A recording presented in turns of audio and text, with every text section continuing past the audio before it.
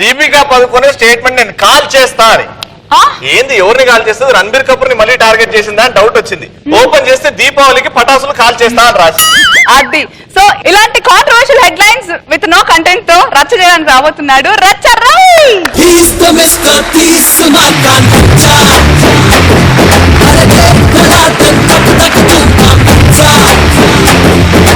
News పేపర్లలో, మీడియాలలో, వెబ్సైట్లలో title కు మ్యాటర్ కు సంబంధం ఉండదు. మరి అది ఎందుకు పెట్టాల్సి వచ్చింది?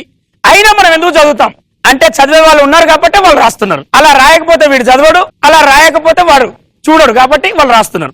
ఎగ్జాంపుల్, నేను వచ్చే ముందు ఒక 4 న్యూస్లు చూసా. ఆ 3 రోజులు ఆయనతోటే అనుష్క. ఆ 3 రోజులు ఆయనతోటేనా? ఏ 3 రోజులు ఎవరితో? మిగతా రోజులు ఎవరితోటి?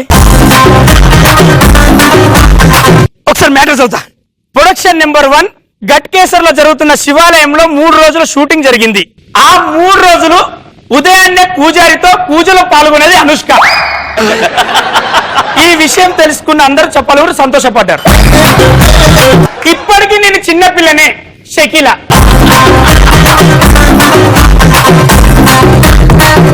చిన్నపిల్ల. షకీల చిన్నపిల్ల ఏంటి? నేను చదవాల్సిందే. ఐస్ క్రీమ్ అంటే నాకు ప్రాణం. ఐస్ క్రీమ్ విషయంలో నుంచి ఇప్పటికీ నేను మారం చేస్తూనే ఉంటా. దేనికైనా రెడీ అంటున్న దీపికా పడుకునే. దేనికైనా రెడీయా? అసలు ఏంటి ప్రాబ్లం? వెళ్తాం. అయితే దీపావళి సందర్భంగా కాకరవత్తుల నుంచి మొదలు పెడితే చిచ్చుబుడ్డి వరకు దేనైనా కాల్చడానికి రెడీ అంటున్న దీపికా పడుకునే. ఇంకా కాలు జారిన కాజల్.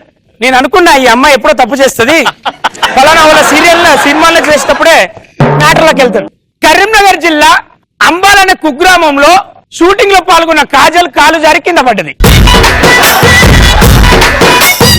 కాల్గల్ కోసం బ్యాంకాక్ వీధుల్లో వెయిట్ చేసిన పూరి జగన్నాథ్ అందులోకి వెళ్ళగానే కాల్గల్ అనే సినిమా కోసం రైటర్ స్టోరీ చెప్పడానికి బ్యాంకాక్ వెళ్తే ఆయన కోసం వెయిట్ చేయాల్సిన పరిస్థితి వచ్చింది పూరి జగన్నాథ్. హాట్ న్యూస్ ఉన్నాయి కదా, లోపలికి వెళ్తే ఏం దొరకది. ఓన్లీ మనం చదవడానికే వాళ్ళు రాస్తుంటారు.